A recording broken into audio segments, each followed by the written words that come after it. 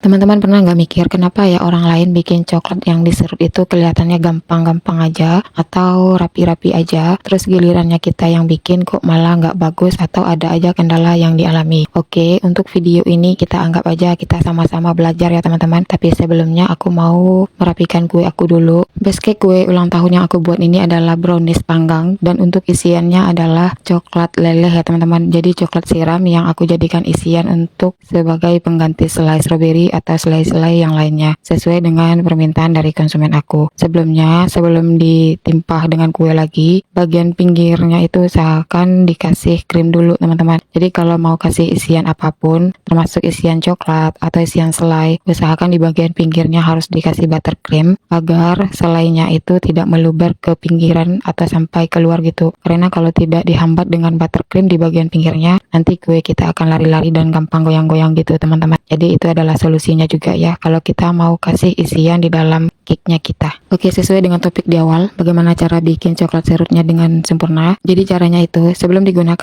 diserut, usahakan coklat batang ini dalam keadaan terbuka, tidak di dalam kemasan ya teman-teman. Jadi kalau coklat teman-teman itu masih dalam kemasan, usahakan dikeluarkan dari kemasannya dulu dan biarkan dalam keadaan terbuka. Jadi biarkan dia di suhu ruang gitu teman-teman. Sebab coklat batang yang masih di dalam kemasan itu biasanya agak sedikit keras atau agak sedikit sulit untuk diserut, bakal patah-patah kalau diserut ya teman-teman. Jadi solusinya itu coklat batangnya harus dikeluarkan dari kemasan. Anggaplah kita mengabaikan dia dalam keadaan cuaca panas gitulah. Kalau udah agak lunak dikit baru bisa kita serut teman-teman. Untuk serutannya aku menggunakan serutan dengan mata pisau yang datar. Jadi mata pisau serutan ini terbagi-bagi juga ya teman-teman. Ada yang bergerigi, ada yang datar, terus ada juga yang agak berpola gitu teman-teman. Kebetulan aku menggunakan serutan yang mata pisaunya itu yang datar dan lurus gitu. Terus untuk solusi yang kedua, karena kue aku ukurannya cuma 7 cm, coklat batangnya itu aku patahkan dulu teman-teman. Kalau dibiarkan panjang terus lalu diserut, itu kayaknya bakal sering memotong coklat.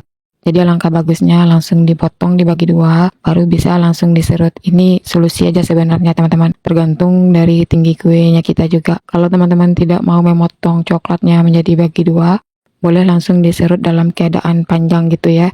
Kalau aku enggak, langsung aku bagi dua aja. Ini lebih efisien sebenarnya.